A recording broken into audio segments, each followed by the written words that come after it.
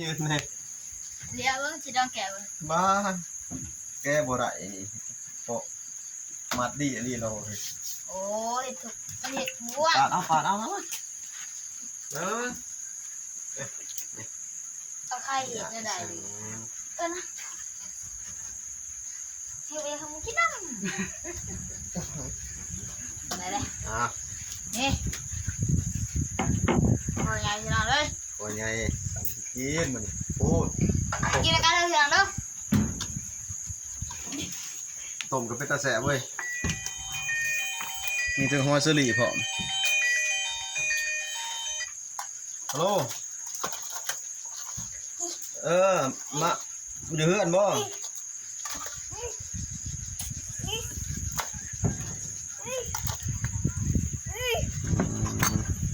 กันบ่ค่ายังมากินปลาทำกันตีปลาคอกระไรปลาช่างกระไรนี่มาน้องคนแกนนี่ได้บอลป้าเราแล้วนี่เอาสนุกเอาขึ้นแต่ตอนกะจีกินโหลดปีกินโหลดมา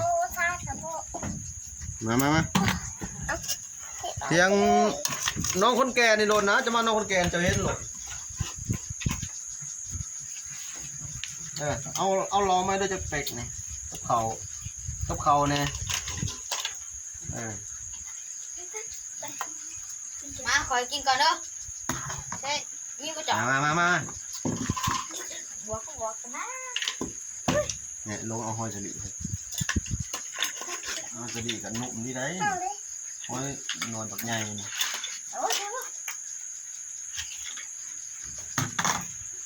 เอ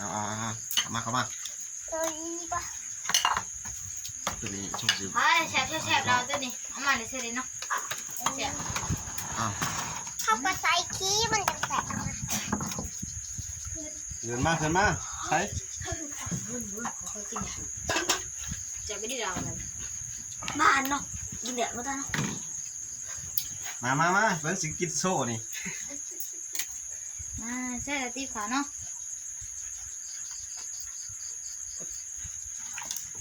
จะเขากินไปได้กินที่หัวขาวกินแล้วเราจะลองชิมตกผมนะครับ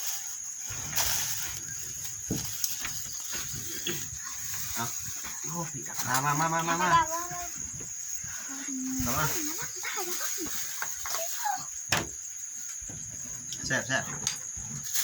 วันนี้เราเริ่มมากินข้าวน้ำกันเด้อ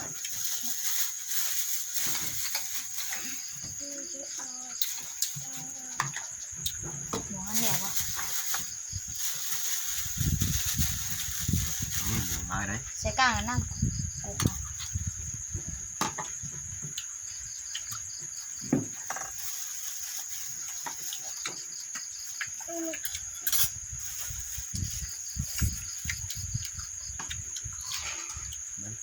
ไม่อยากชมตกเนาะ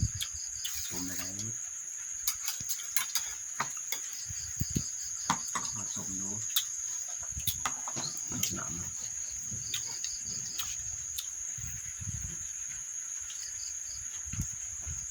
ข้าวก็ได้ข้าวก็ใช่แบบใบกอกเขากินตัวอ่อนด้วยตัวแก่ว่าแซ่บพอตัวแก่เลยแซ่บเนาะ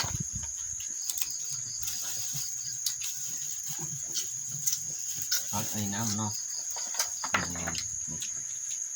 แล้วก็เข้า